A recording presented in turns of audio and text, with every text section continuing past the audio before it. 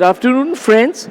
I have Dr. Nishita Dikshit with me. She comes from Hyderabad and she's here today to participate in the World Environment Expo, which is being held at Pragati Maidan, New Delhi from the 4th of 6th of June. And today we had the Governor of Uttarakhand, Lieutenant General Gurmeet Singh. So she was there in the morning session, the conference. So ma'am, you want to say something on the World Environment Day? आपको कैसा लग रहा है? How do you feel about it? Yeah, first of all, very happy World Environment Day to all the viewers. Yesterday I received an award in the World Environment Expo also, and I've been here since yesterday. And I've been working on environment conservation, and during lockdown, so many women, they lost their livelihood. So my organization, I'm a part of an NGO, Jan Urja Manch. Sorry. So I led a movement, and we engaged all those women nearby who were living in the nearby vicinity areas, and we taught them some environment-friendly products, how to make environment-friendly products, and we promoted their products in the elite circle. And they were able to earn some livelihood. So are they making products out of waste? Yes. So what is exactly are they making and how do they make it? Very interestingly, they are making products out of cow dung. Okay. So they mix cow dung with various other ingredients, and they prepare decorative items, they prepare household things. Even as it has been proved that cow dung, the desi गाय जिसको हम गौ माता कहते हैं, देशी गौवंश, वो जो काउ डंग होता है उनका, that is radio protective, environment friendly भी होता है, एंड इट इज़ हम जैसा कुछ रेडिएशंस जो होते हैं, मोबाइल रेडिएशंस वगैरह, उससे भी वो हेल्प प्रोटेक्शन करता है. So there are various useful items they are preparing out of these cow dung. आपने बताया that during Diwali they made diyas yes, out of that. During Diwali they prepared diyas. So they were and able to sell it. And yeah, because see, it's skill. It is something. It's a part of skill development. Yes, right. So our people, the members of our NGO, they taught them, they trained them, and the Rashtriya Kamdhenu Ayog, which is it has been founded. Yeah. We have it in Delhi office. Exactly. So they were held under the Prime Minister's leadership. So they have held some webinars regarding that, training webinars. So our people took training.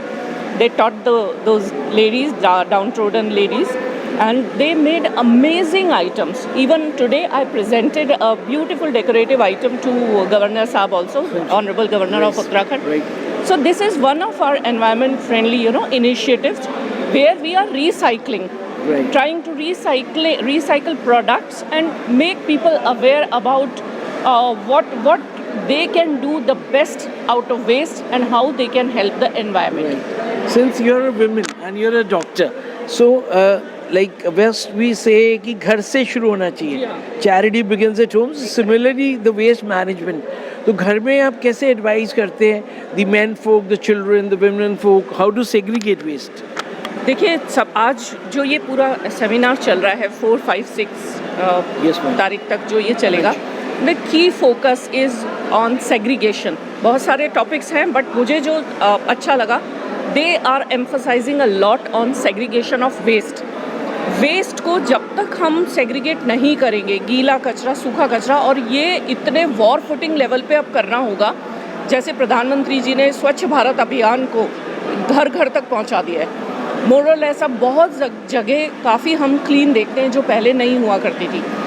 Indore city का जैसे example आया आज भी, number 1. जी हाँ, इंदौर शहर हर साल number 1 का title. मैं खुद इंदौर कई बार गई हूँ. व्हाट आई हैव फाउंड, मैं सबके साथ शेयर करना चाहूँगी कि वहाँ एक गाड़ी का एक उन्होंने म्यूज़िक के साथ उसको कनेक्ट कर दिया है. एक अच्छा कैची सा म्यूज़िक है कि गाड़ी वाला आया घर से कचरा निकाल. ये एक म्यूज़िक बजाती हुई वो गाड़ी घर घर जाती है, एंड लोग ट्यून हो चुके हैं कि ये गाड़ी आएगी, हमें अपने घर का कचरा उसमें डालना है.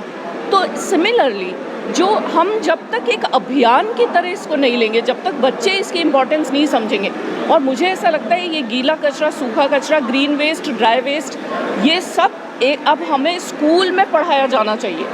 It should become a part of school curriculum. घर में जैसे और हाँ, जो आपने कहा घर में एग्जैक्टली ट्यूब्स हैं, फ्रॉम किचन वेस्ट. बिल्कुल. मैं हैदराबाद में रहती हूँ बेसिकली. अब जैसे वहाँ पर भी 2 डब्बे, वहाँ का जो कॉरपोरेशन है उन लोगों ने भी घर 2 बिन्स प्रोवाइड कराए. और भी जैसे कॉरपोरेशन है वहाँ पे मैं देखती हूँ कि 2 बिन्स घर में जाके उन्होंने दिए हैं, डिफरेंट कलर्स. एग्जैक्टली, ब्लू वाला और ग्रीन वाला. तो ये इसको अब, लेकिन होता क्या है, जो हाउस वाइफ्स हैं या जो भी घर में रहने वाले लोग हैं, वो डब्बा तो आ गया आपके पास, बिन तो आ गया, लेकिन वो कर नहीं रहे हैं. वो एक ही बॉक्स, एक ही डब्बे, एक ही बिन को यूज़ कर रहे हैं, उसी में सारा कचरा डाल रहे हैं. रोटी सब्जी या खाने का जो वेस्ट है, लेफ्ट ओवर्स है, ब्लैक पॉलिथीन को यूज नहीं कर रहे, वो भी नहीं कर रहे, उसमें डाल दिया. फिर ऐसे जो दूसरे ई वेस्ट है, जैसे मान लीजिए बच्चे कुछ फ्लॉपी हो गया या सीडी हो गया, वो सब भी उसमें डाल रहे हैं. तो ऐसे पर्पस सॉल्व नहीं होगा. What is your advice? आपकी क्या सलाह है? मेरी यही सलाह रहेगी, हाँ, मेल फीमेल जो वेस्ट है उसको कैसे सेग्रीगेट करें, टी बैग्स जी, मेरा ये एक एडवाइस रहेगा कि जैसे हमने इसको एक मूवमेंट, स्वच्छ भारत, अब हमें माइक्रो लेवल पे काम करना पड़ेगा, उसके अंदर भी फाइन ट्यूनिंग करने की ज़रूरत है. जैसे अभी ये जो आपने वेस्ट प्रोडक्ट की बात करी, तो हम जिस प्रकार मूवमेंट को थोड़ा और अंदर बारीक लेकर आना चाहिए, अब बात करनी चाहिए कि घर में कैसे हम इसको सेग्रीगेट करेंगे. इसके लिए बच्चों कुछ हम मीम्स भी बनाने चाहिए. कुछ जैसे मीडिया है, आप लोग हैं, आपका सपोर्ट, एग्जैक्टली, सोशल मीडिया हो गया, electronic media, main stream media, memes is a very good माध्यम. मेरा कहना है कि एक अच्छा मीडियम रहता है, उसके बहाने से यूथ, चिल्ड्रन, सब कोई कनेक्ट हो जाते हैं. तो एक ये है. दूसरा, हम लोग जो NGO लेवल पे हम लोग काम कर रहे हैं, ऐसे ही काम सब करें कि जो हाउस वाइफ्स, मेरा हमेशा टारगेट ऑडियंस सबसे पहले मैं हाउस वाइफ्स को एड्रेस करती हूँ, क्योंकि एक गृहिणी पूरे घर को मेंटेन करती है. Definitely a working woman has her own role, but जब आप एक घर की बात करते हैं तो the unit is controlled by the mother और द हाउस वाइफ. तो हमें ऐसा छोटी छोटी कॉलोनीज़ में जाकर उनकी गैदरिंग्स को एड्रेस करना चाहिए. जब एक माँ समझ गई, एक हाउसवाइफ इसकी इम्पोर्टेंस समझ गई, तो पूरा घर उसको फॉलो करने लग जाता है. तो this is the way we have to go down to the grass root, और हमें घर को एज अ यूनिट लेकर इस माध्यम को आगे बढ़ाना चाहिए. और ड्राई वेस्ट, वेट वेस्ट, जैसे कुछ टाइम पहले शिल्पा शेट्टी जी ने भी ये अभियान चलाया था, और कई सारे सेलिब्रिटी भी ऐसे अभियान चला चुके हैं, लेकिन उसकी यूटिलिटी या उसकी कहते हैं ना सार्थकता तब होगी जब वो लोग, एंड यूज़र तक वो पेनिट्रेट करेगा. आपके हस्बैंड भी हैं, he is also doctor, and I see your daughter. Can we also request them to join us once? Definitely. My daughter is very active. She goes with me in the various conferences and seminars, and she works on the micro level. वो ladies से बात करती है, वो उनको समझाती है कि इसकी क्या इम्पोर्टेंस है. हम किसी भी मिशन को लेके जब हम आगे बढ़ते हैं, तो she always accompanies me and supports me, and I involve her, क्योंकि she is a growing girl. She is now amongst the youth of our country. तो जब बच्चे या युवा किसी अभियान से जुड़ते हैं तो उसका लेवल ही अलग हो जाता है. तो डेफिनेटली हैव डॉक्टर साहब, ये इनके हस्बैंड है, better half, and your daughter, what's your name? Anika. Anita. So Anika. Your father wants you to say about this environment day. Yeah, I would like to say that हम जो मनुष्य हैं, हम बने हैं 5 तत्वों से: जल, वायु, अग्नि, आकाश, धरती. So I want to say that these 5 elements are within us, and we are surrounded by these 5 elements. So it is our duty to keep them clean, neat and clean, our environment neat and clean. We should not use plastic, and we should not throw a plastic in water and on roads and all, we have to keep our environment clean. We should segregate dry waste and wet waste so that when our environment is clean, जब हमारा वातावरण स्वच्छ होगा तो हमारा स्वास्थ्य भी अच्छा ही होगा. So this is my appeal to everyone listening to this. Perfect. What class are you in? I'm in 9th grade. Okay, so in school, how much you are able to implement it with your friends? Yeah. Do they listen to you when you? Yes, definitely. Because this is the truth, right? अगर हमारी धरती and like if the surroundings are clean, अगर धरती स्वच्छ होगी, एक साफ होगी, तभी तो हमारा future सही रहेगा. वरना what is happening? Global warming and all the natural disasters are occurring. Right. So you realize. आप भी join करिए. What's your name? मानसी अच्छा, आप क्या कर रही हैं? स्टडी स्टडी कर रही हैं. आपको कैसा लग रहा है ये प्ले कार्ड आपने पकड़ा हुआ है? हाँ, बहुत अच्छा लग रहा देना है. चाहेंगे? बेसिकली क्या है कि ये एनवायरमेंटल को लेकर है, तो वही है कि अभी जो यूथ है तो उनको थोड़ा ये होना चाहिए प्लास्टिक वगैरह को ऐसे थ्रू नहीं करना चाहिए बाहर रोड्स पे. एंड और भी चीज़ें हैं साइडों में, वो लाल जो होता है ना, और ये सब करना भी सबको बंद करना चाहिए. नाइस. एंड आप भी कुछ बोलेंगे? What's your name? Renu. Okay, आप क्या कर रहे हैं? Would you do study? Yes. अच्छा, तो आपको कैसे लग रहा है ये आज वर्ल्ड एनवायरनमेंट डे पे कोई मैसेज देना चाहेंगी? मैं युवा ये अपने बोलना friends को? हाँ कि मतलब हम अपना वातावरण स्वच्छ रखेंगे तो दुनिया भी स्वच्छ रहेगी. क्योंकि मुझे लग रहा है कि आप लोगों ने ये प्ले कार्ड्स इतने अच्छी तरह पकड़े हुए हैं, तो इसलिए मैंने आपको इन्वॉल्व करा इंटरव्यू में, बिकॉज आप लोगों को लग रहा है फ्लैग बेयरर्स, जो टॉर्च बेयरर्स. एंड डॉक्टर साहब, you have the last word, so what do you want to say today? देखिए, मैं ये कहना चाहता हूँ कि हमारे honourable prime minister Modi ji ने स्वच्छ भारत समृद्ध भारत अभियान चलाया और हम उनका तहे दिल से हार्दिक अभिनंदन करते हैं. हमारी अगर प्रकृति सुरक्षित रहेगी, स्वच्छ रहेगी, तो आने वाले टाइम में हम अपनी आने वाली जनरेशन को एक सुंदर भारत देके जा सकते हैं, जिसके लिए अभी आपको पता होगा सारे विश्व में ग्लोबल वार्मिंग चल रही है. उसका कारण क्या है?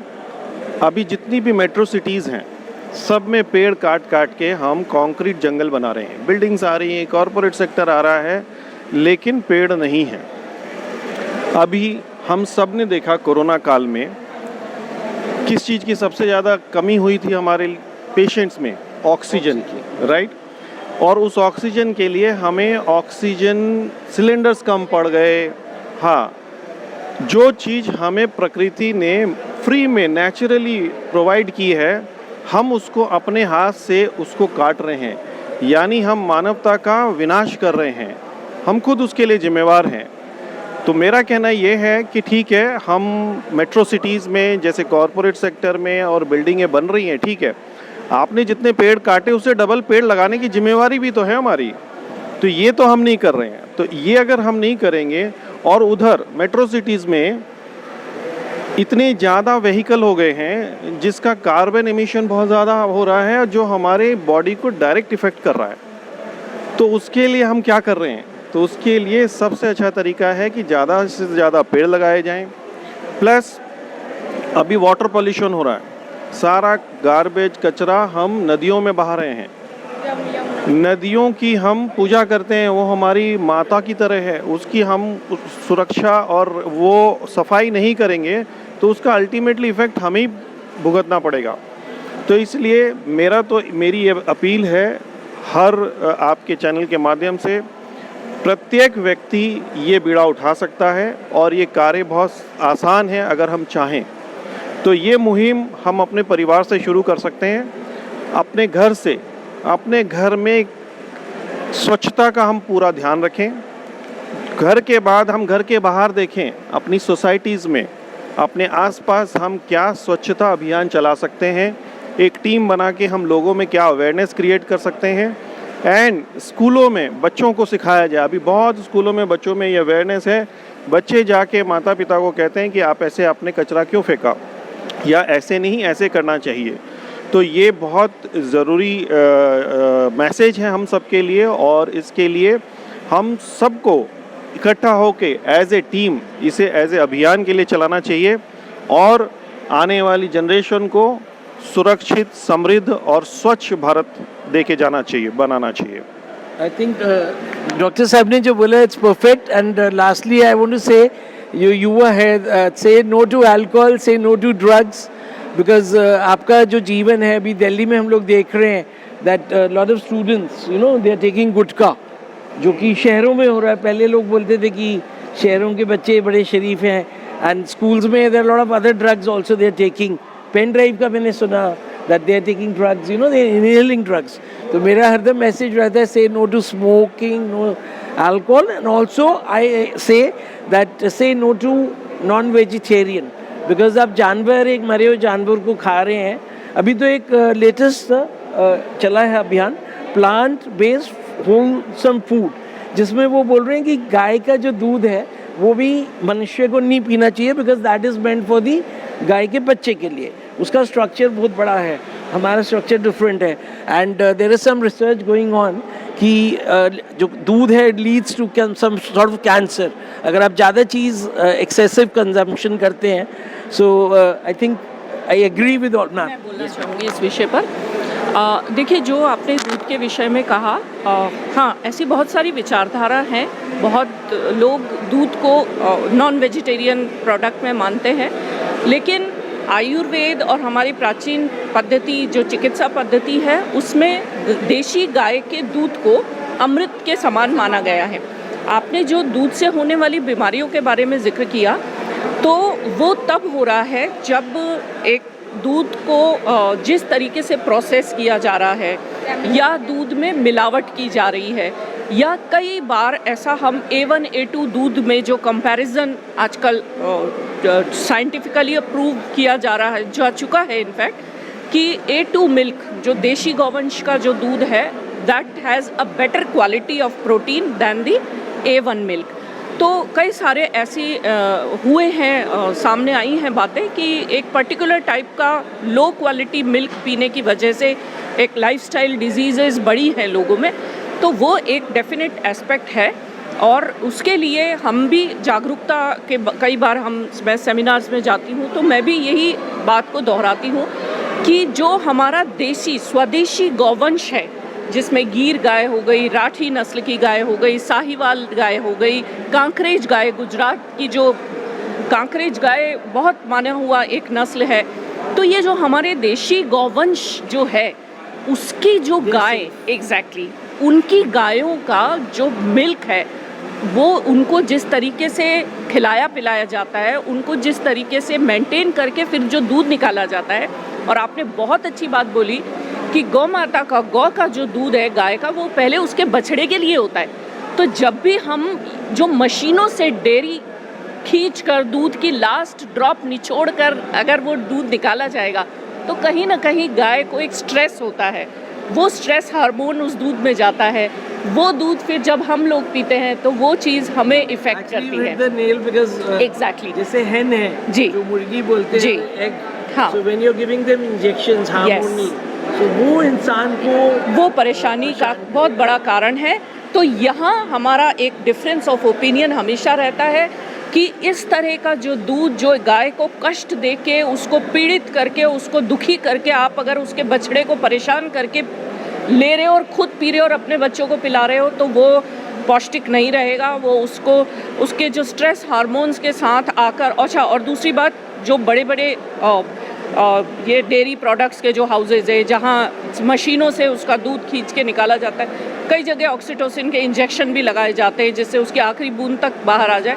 तो ये सब लड़कियों में भी, आज जो छोटी छोटी लड़कियों को PCOD वगैरह या जो भी हार्मोनल प्रॉब्लम्स आ रही है, उसके पीछे भी एक ये बहुत बड़ा कारण है, बहुत बड़ा कारण है कि आज जो बच्चियों में एकदम से ओबेसिटी होना, मेंस्ट्रुअल डिसऑर्डर्स होना, कहीं ना कहीं अगर हम उसको ट्रेस करेंगे तो दूध एक फैक्टर निकल के यस। तो तब हाँ, उन केसेस में फिर हम भी यही सलाह देते हैं कि आप थोड़े दिन दूध बंद कर दीजिए, क्योंकि आपको वो दूध नहीं मिल पा रहा है जो आपको मिलना चाहिए। और ऐसा हानिकारक दूध तो फिर उसको तो ना पियो तो ज़्यादा अच्छा है। तो इस वजह से यस, तो आई ऑलवेज प्रेफर, हम लोग अपने यही बोलते हैं कि ऐसे गौशालाओं को, ऐसे ग्वालों को या ऐसे लोगों का आप सपोर्ट करें, समर्थन करें, जो देशी गौवंश, हमारे भारत की स्वदेशी गौवंश के रक्षा कर रहे हैं, उनकी सेवा कर रहे हैं, और बच्चों को भी, युवाओं को, मैं अपनी बच्ची को भी लेके गौशाला जाती हूँ नियमित रूप से, और हम अपना जन्मदिन, एनिवर्सरीज, हमारे जो संस्था के लोग हैं वो अपने परिवार के कार्यक्रम गौशालाओं में करते हैं। Perfect. तो वहाँ गौ माता की सेवा करना, वहाँ अपना थोड़ा धन देना, जब तक हम ये नहीं करेंगे तो वो चीज़ें मेंटेन नहीं हो पाएंगी, और ये अल्टीमेटली हमारे ही बेनिफिट के लिए है। तो ये मैं संदेश सभी के लिए है कि आप गौशालाओं में जाइए। लास्ट में संदेश and what she has given is Yes. इनके दिल से, and she is talked about it very nicely, and thank you. The whole family is there. ये लोग हैदराबाद से आए हुए हैं, so they are very enlightened, and thank you आप दोनों को भी। Thank you so much. Thank you. Done.